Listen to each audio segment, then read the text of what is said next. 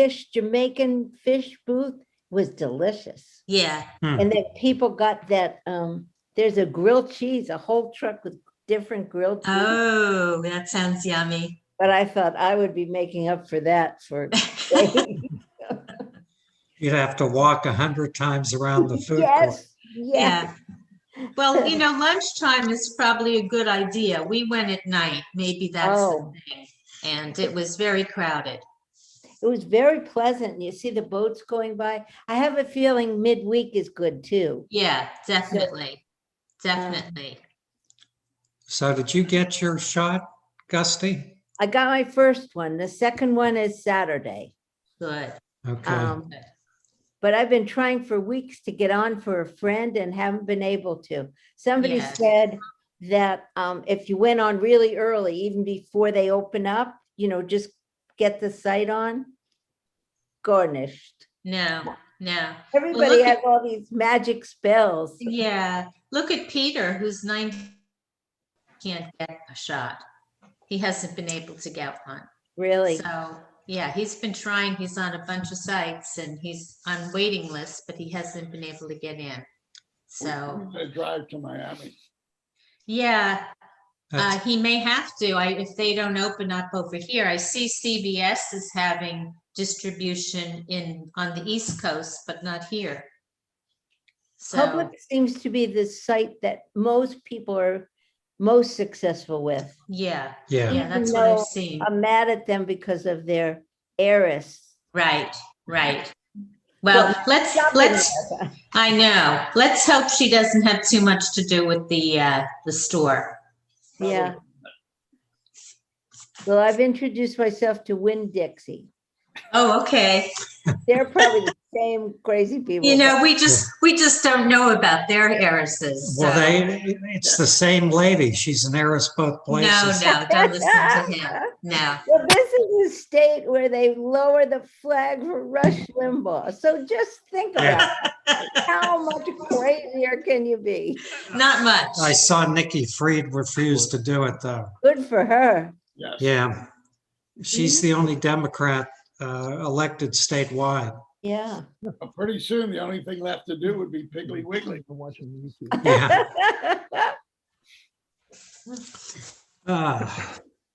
Well, I'm gonna wait a few more minutes. Unfortunately, I told Lee a little bit ago that unfortunately we've got very few registration, and it seems to be the rule for the last couple of weeks.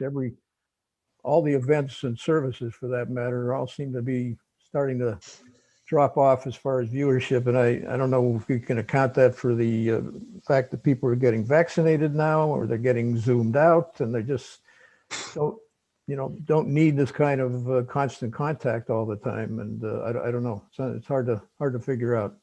Well, when It I is. call people for honors, many people are uncomfortable on Zoom. I don't get it, but Well, you saw that list of people I sent you. Everybody that has been on Zoom at one point or another. So, Yeah. they may just not be comfortable doing the blessings, but they certainly are able to get into Zoom and Yeah. watch and be a part of all the different events that we've had. So, it's hard to tell. Yeah. Well, it maybe the seemed like weather is too beautiful today. Yeah. it seemed like last week a lot of people watched the service on YouTube Live.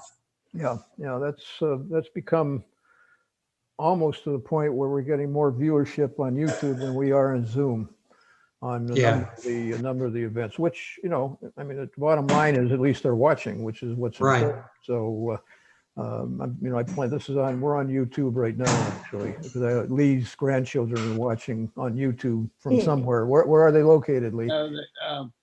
I have one in Maryland, two in Delaware, and the third one in Maryland, and the rest are in Pennsylvania. Oh, okay. So we'll get good viewership. Well, they're going to pick it up later, I think. Yeah. When you're counting, do you count the people that view it later on the YouTube? Yeah. I've developed a formula. It's not exact, but I have the number of views they call unique views, and those are views that are people that really stay on we get a lot of views, but people just click on and click off. But Uh-huh. a unique viewer is somebody who's on for a reasonable period of time.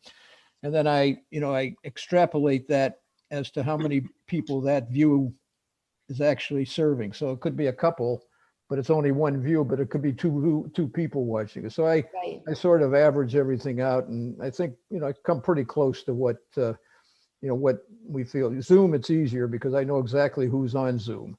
But on YouTube, I don't know I don't know who it is. I just know the number of views that have been Oh, made. oh, So it's fairly accurate, and at least we can compare it from one week to the next to get a feel of which service or which event drew more viewership. So, but it's a close approximation, I think.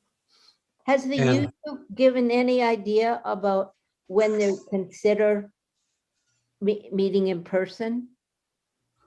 no, No, I think that's still up in the air for. I don't see the UU doing that until 78 to 80% of their congregation is vaccinated. That's not crazy. No, it makes sense. And their demographic is pretty similar to ours. I thought they were much younger, but they're not. So they're going to be even, I'd say, at least as cautious as we are. All right, I think maybe let's get started, and if anybody joins along the way, or for those that will be watching on YouTube, we can get started as well. Just a brief introduction for Lee, for those of you who don't already know. He's currently retired from maintaining a general mental health practice that specialized in the treatment of behavioral problems, anxiety, and depression, as well as drug and alcohol abuse.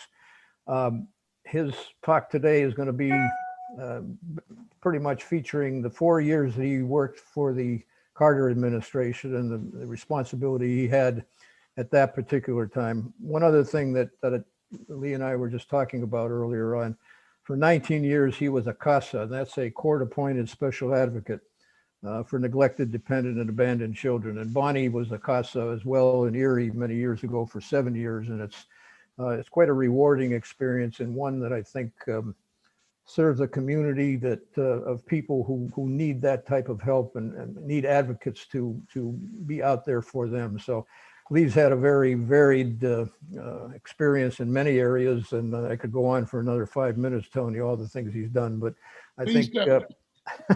I think we'll let him talk about his years with the Carter administration. Lee. Thank you. And thanks for asking me to do this, because it gave me a chance to sort of look back and think about the experience and what it was like for me, which was, a long time ago. And I'm going to talk mostly about what it was like for me personally, as opposed to a lot of the policy, things that go on. So what happens is, the reason I got into this is I worked was the number 2 person at the Narcotics Treatment Administration, which was sort of a model program for the country in treating heroin addiction. And then I went to the Nixon Executive Office of the President, working in the community-based drug programs that they had.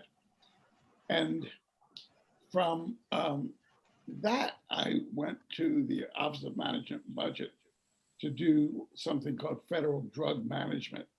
And then there was a position created by the Congress to coordinate and set policy across all the lines of drug policy for the country. And I happened to be there when another person I knew was nominated as the head of that department, and I was his deputy. He wrote a prescription for somebody he shouldn't have, and in short order had to resign, and then I took over his position. But the way it sort of worked was the White House releases a press release saying that you have been nominated for this position. And then the FBI goes out and does a very thorough search on you. And you would think that what the FBI does is come back and says, yeah, he's a pretty good guy and he's okay for a security risk. What they do is they give you a report. Mine was about 2 inches thick. And it just says, this person said, that person said, no conclusions whatsoever. So you get the background FBI report. It is shared with at least the head of the committee that is going to approve you. But it's never left with that committee. When you go up to talk to the Congress, to the senators about that, somebody from the White House staff comes with you, and they don't leave that report. So they have a chance to look at it and take it with you. And then you have a hearing where you're confirmed, and you have to have somebody to introduce you, a senator to introduce you to the committee. I chose Tom Eagleton, someone who had his own experience in mental health. And as you recall, he had to drop out as vice presidential candidate because it was determined that he had received some treatment for depression. I kind of got along with him well. Once that happens, you then sit down with somebody from the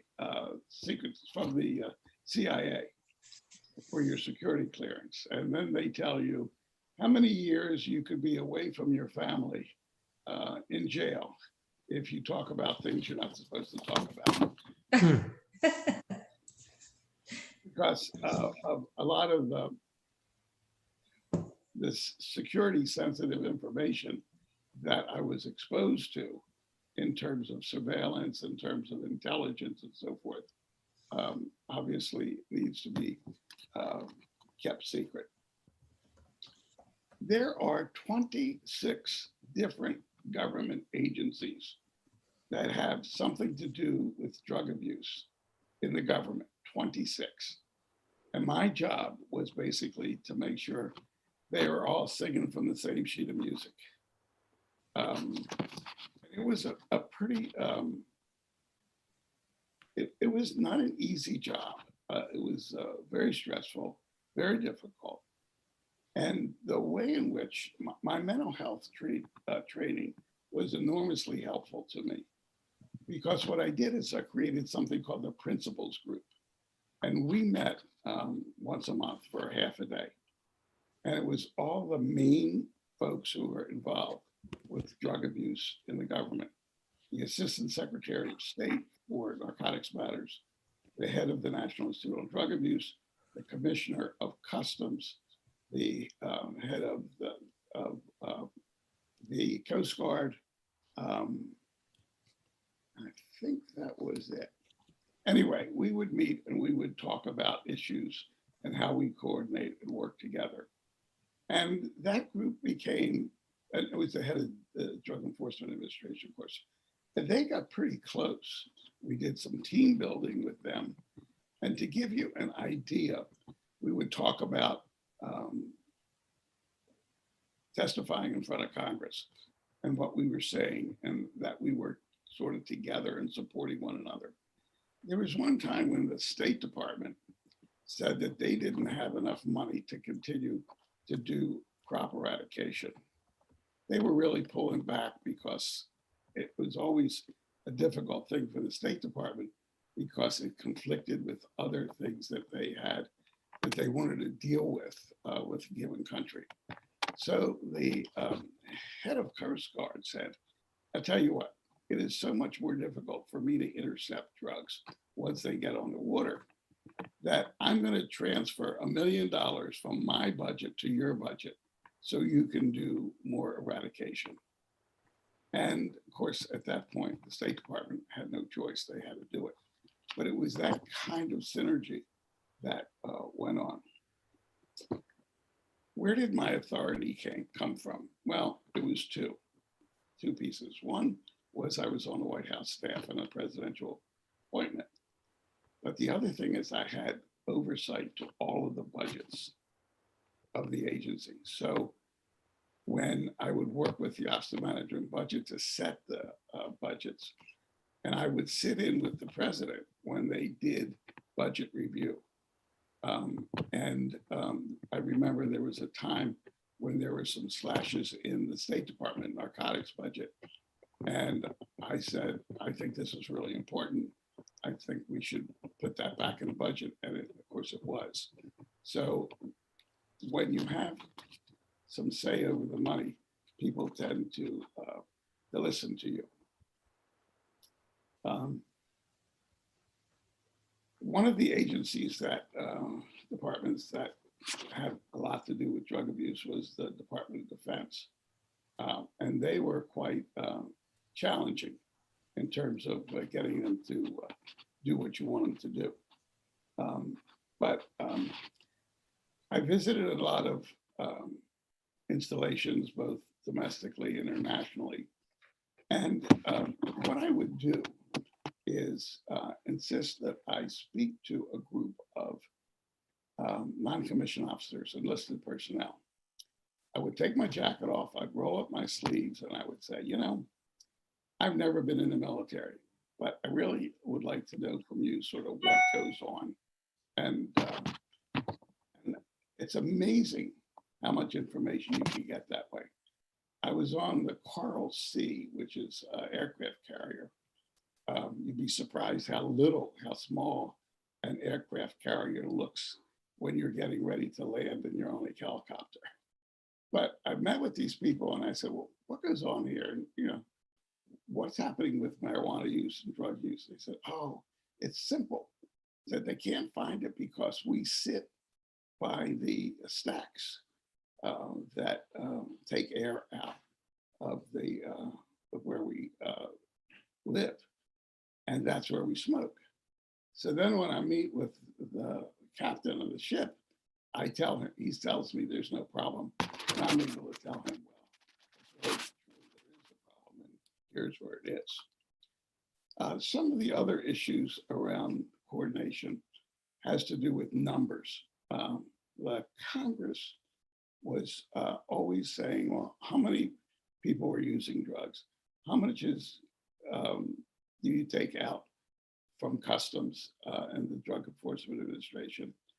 So I got a group together from the CIA and the DEA and the National Institute of Drug Abuse. And I said, you guys got to sit down and figure this out. I know that we'll never know what the number is, but there is a number and we have to know what that number is. And you have to agree to it, from beginning with the drugs that are literally in the field to the user. And someone on my staff honchoed that. And we actually came out with a pamphlet that gave those numbers. And that made a big difference when we were testifying in front of Congress, because everybody was singing the same sheet of music and talking about the numbers and agreeing on the numbers. There was a lot of things that went on between agencies that were difficult to deal with. The Internal Revenue Service, just to give you a sense of how widespread this was, guards the disclosure of individual tax tax returns with great care. And they're very reluctant to give up any information. So you could be a drug dealer and you could say, I made $2 million and pay taxes on it. And they wouldn't share that information. And of course, that drove the FBI and the Drug Enforcement Administration crazy, because here's that information in the government and they don't share it with us. So we had 3 or 4 meetings with the heads of those agencies and they were just at loggerheads. So we got the counselor to the president's attorney, to sit down in the Roosevelt room with them. And we worked it out. And they actually did find a way that they could share the information and became very helpful. Since my position was initially created by Congress, I was not covered by executive privilege. So I was available to testify in front of Congress, which in the 4 years I was there, I did it about once every 6 weeks. It was difficult in two ways. One is everybody could have a piece of you. So it was the committee that dealt with the Coast Guard, with health issues, with international issues. You know, there were just so many that could ask you to testify, and because you were on the White House staff, that made you pretty appealing to them. For the most part, we had good personal relationships, except when the lights went on. When the lights went on and the cameras started, that's when they, particularly in the House, really wanted the airtime. And they asked the most difficult kind of gotcha sort of questions. But that was just sort of part of the deal. And a lot of time was spent with my staff. I had a staff of 10, which was a large staff on the White House that reported to me. And we would go through, before testifying, they would ask me the most difficult questions they could figure out. And we would sort of do rehearsals with that. One of the issues that we were very concerned about was adolescent drug use. We looked at the numbers and found that nearly 1 in 11 high school seniors was smoking marijuana daily in 1978, daily. We saw SAT scores going down, and we really felt it was very important to get a handle on this. And a lot of people talked about drug abuse prevention.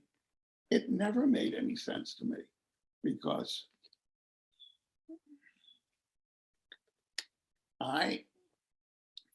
my prejudice was that people learn and grow and change through relationships. And I didn't see where a relationship would be between an adolescent or a young person and a program. But one day, a group of parents came to me from Georgia, and they talked about putting together parent groups that would come together and exert pressure locally on schools for policies and legislation in their cities and states to deal with things like paraphernalia and so forth. And that made sense to me because I could see that relationship. And so we really worked to support the parent groups. What was really interesting about it is that wherever you went in the country, this was happening simultaneously. So it was happening in Florida, it was happening in Georgia, it was happening on the West Coast, and they were all doing something similar. One way, there are a couple of ways in which we supported this. I got the National Institute on Drug Abuse to make a film called What Parents Need to Know About Drug Abuse. And it talked about, it gave parents a bird's eye view into what kids are thinking and what's going on, because that was something that parents obviously were not aware of. And so we did the film. We also had, through my chief counsel and the Justice Department, put together a model anti-paraphernalia legislation so that each of these parent groups could take that already put together in a constitutional way to their own legislative bodies. And it was, what was going on at the time was unbelievable as you look at it today. 2 blocks from the White House, there was a stand and the guy was saying, how did it go? We get, our prices are lower so you can get higher. And they were selling, this is 2 blocks from the White House, and they were selling paraphernalia. And the problem with the kids, the adolescents, was there was nobody saying no to that. And parents were really confused. I never got in front of a parent group when I was was not asked the question, how do I answer my children when they say, you drink, why can't I smoke? The answer was pretty simple. There are a lot of things that you do as a parent that they don't do, and there's a real difference. Let me digress for a moment. I think a lot of this had its roots in the Vietnam era, where the differences between adults and adolescents, particularly, were kind of erased. So kids were wearing long hair, adults, obviously not our age, was wearing or had their hair long, whether it was how they had their hair, how they dressed, and because there was so much young revolt against the Vietnam War, it sort of erased a lot of the authority that parents had. So this whole process was a way of parents regaining some authority and setting some standards for what's acceptable and what's not acceptable.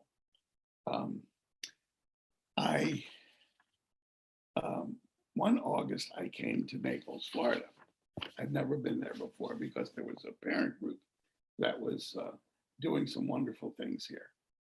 And the parent group was headed up by a woman who was head of the Republican Women for the state of Florida. But we did fine. And later she told me that, you know, we figured you were really serious when you decided to come to Naples in August. In December, we could understand. But if you came in August, we thought you must have been serious. And we did develop a good relationship. I was privileged to have two important perks in office. One was I had available to me the use of the White House carpool, not to pick me up at home, which only two or three people had, but I could use that to get around the city, to get up to the Hill. And that was really a big perk. And the other was the White House mess. And the White House mess is a small restaurant that's run by the military, as are most of the ancillary services that go on in the White House. And you could go there for lunch, and I guess breakfast too, if you wanted. That was the good news. The bad news is you had to pay for it. So it became, when you entertained people, had people to lunch, you got a bill at the end of the month. And it became pretty expensive to do that. I had a man in group whose name was Seymour Bolton. Seymour was a retired CIA guy who went back to even World War II and did some work with setting up the German government after World War II. And he would sit in an office and read cable traffic. At the time, I didn't know how he could do it, but he would do that. And he would then give me information that I needed to have about what was going on, you know, all around the world in the drug area. One of the things that he did, and he worked very quietly, as you might expect, but he was interested in figuring out how we could get a Holocaust museum in Washington. And he put together a group, went to President Carter, who agreed to put aside the land to create the Holocaust Museum. Why was he still working when he was retired? Well, he had this son whose name was Joshua. And Joshua was, I think, in law school in California. And he needed to have money to pay for his education. Well, a very interesting thing happened when George Bush Jr. was president, Josh Bolton was his chief of staff. And it was very interesting to me, sort of how that happens. A couple of months ago, I got a request from the people who do the Carter Center magazine. They wanted to have interesting things that happened while you were in office. And my wife reminded me of the following incident. The ambassador to Colombia, Diego Asensio, was just a terrific guy. And because I was traveling there on a number of occasions, I stayed at the ambassador's residence. So there was a time when he was at a meeting at another embassy, and he was kidnapped, and he was kept for something like 60 days.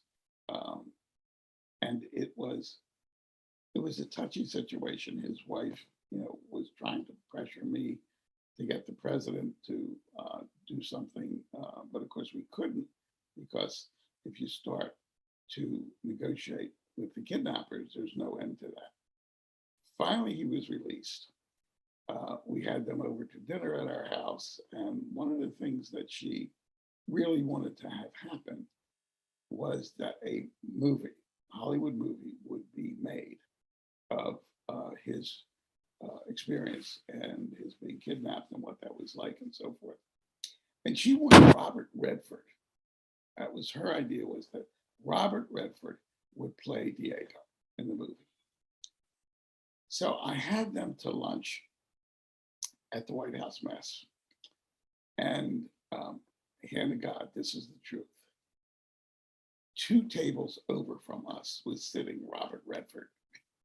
She thought that I had arranged that I had arranged for Robert Redford to be there so they could at least get a sense of who these people were. Of course, that was completely false and not so, but it was funny as it happened. 2 things really struck me as a Jew.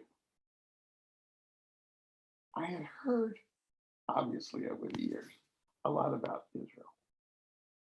And I sort of understood some things about Israel. But I was on a congressional delegation. I was representing the White House. And we started out seeing the Secretary of State for the Pope, and then landed in Jerusalem. And I swear, I did not expect this in the slightest way.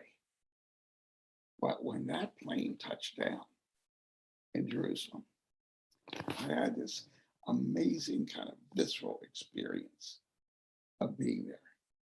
And it was completely unexpected. It was a wonderful 2-day visit, but I was so surprised. And later,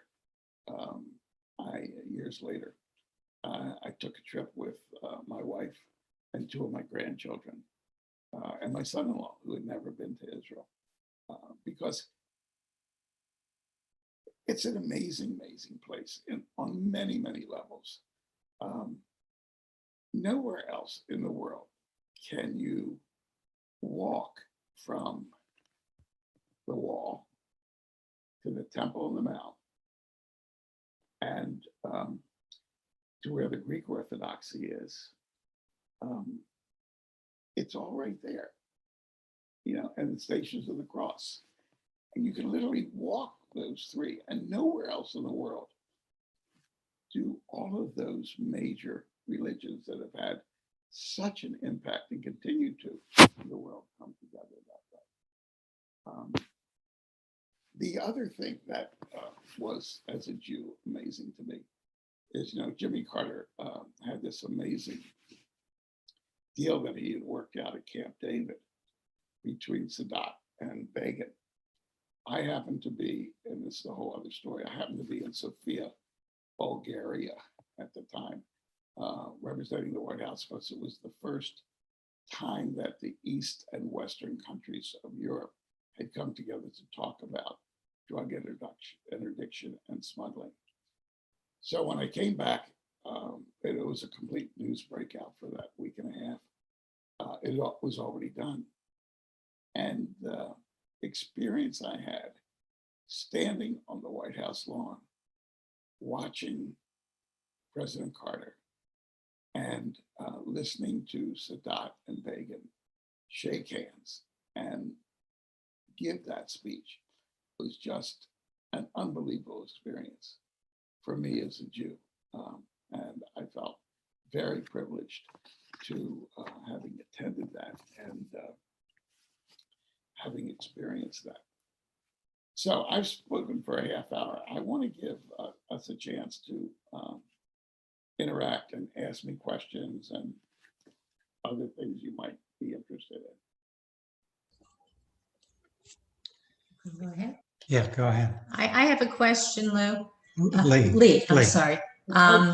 Yeah, my question, yeah, as we all have. My question is, Carter gets the rap in Jewish circles of having been not favorable to Jews in Israel.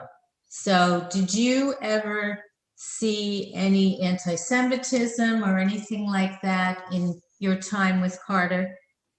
I did not. Carter lived his religion. I mean, the reason we got into the mess we did with the hostages is that he wouldn't risk their lives. He felt that their lives were more important than anything else. And so he wouldn't go in and risk, their lives. He was very much trying to be an honest broker. And I think in some ways he was too honest. I think that the settlements, and the continuing of encroaching that land with settlements was a problem for him. He didn't think it was the right thing to do. I think Joe Biden doesn't think it's the right thing to do. Mm-hmm. I don't think that Barack Obama thought it was the right thing to do. But I never experienced that at all. Okay. And then my second question is, what do you think is, and I know there's not one answer, but what do you think about the decriminalization of drug use and people who are arrested for drug crimes? Not crimes, people who are arrested for drug use, let's say, or possession. Do you think they should go to prison, or do you think there should be something else for them? Well, those are two separate things. It's clear to me, absolutely clear, that people who are using drugs should be treated as a health issue and not a criminal issue. If they're dealing drugs, that's a different issue. But if you're a drug user, what you need is treatment, and it should be treated as a health issue. The decriminalization is much more complicated, because how do you decriminalize a drug like marijuana and get a message across to adolescents that it's a bad thing to do? Mm-hmm. And I know that what has happened is that all those people who were using in 1978 are now, voters and people of middle age, and a lot of them are still using. So there's a big push to decriminalize at least the simple possession of marijuana. And I guess I'm almost at the point where I'm saying that that's okay, because the society norms around that have changed. But I don't think it's a good thing.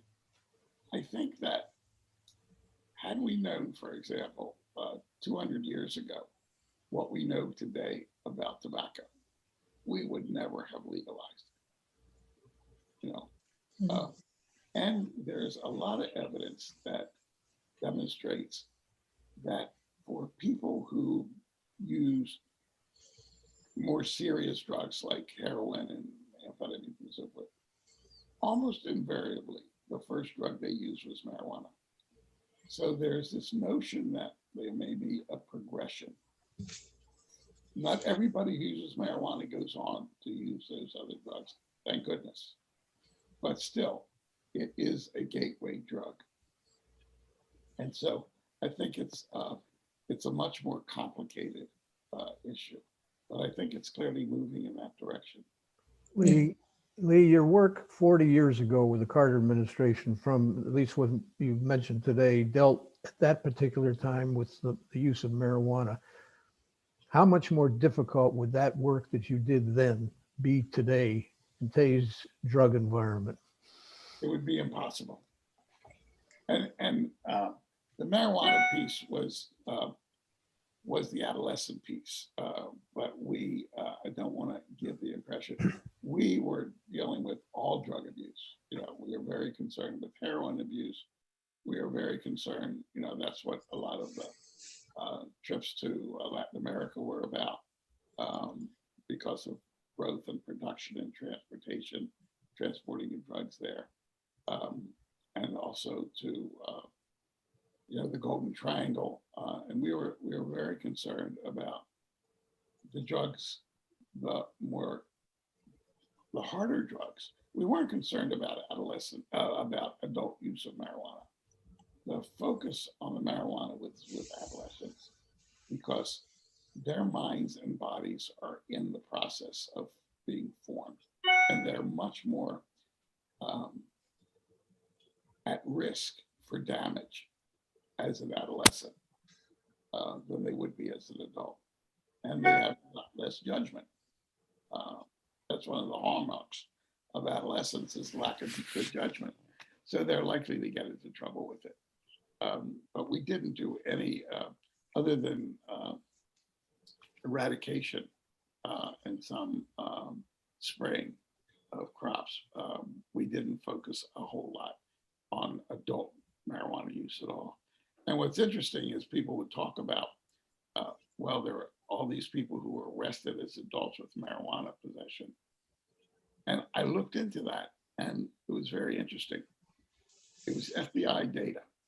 And what happens with the FBI and the crime statistics is they list the most serious offense of a multi-offense issue for a person. So that was what happened is you'd have a traffic stop, but they had also found marijuana. So the marijuana is what was listed as the offense and not the traffic stop. There was little or no effort being focused on adult marijuana use at all. It just wasn't a good use of resources. Lee, I have a question. You said, and I agree with you, that the proper approach to drug problems is treatment. But I was a nurse for 50 years. It's my impression that the accessibility for treatment in the poorer communities is almost nil compared to in the middle and upper class communities. Is that correct? Well, I think that's true almost across the board. It's still pretty difficult now. A couple of years ago, through the efforts of Kennedy, we now have parity, so that insurance companies must provide insurance for mental health and drug abuse issues in the same way that they do for physical issues. But drug abuse treatment is still not widely available for anybody unless you can pay for it. And if you can, it's like a lot of other things, you can't. So I think you're absolutely right. Go ahead, Steve. Yeah, I do have a couple of questions. Number one, Lee, getting back or talking a little bit more about treatment versus criminalization of, for instance, marijuana and other drugs, drug use of not heavy drugs, but drugs that are less serious. Have there been studies done about the effectiveness of treatment as opposed to incarceration? What the costs are, both financial and societal costs of one versus the other. I happen to believe that incarceration is not the answer, but has that been documented in studies? Well, to incarcerate a person for a day requires 7 positions. It requires 7 positions to do 24/7 around the clock custodial care.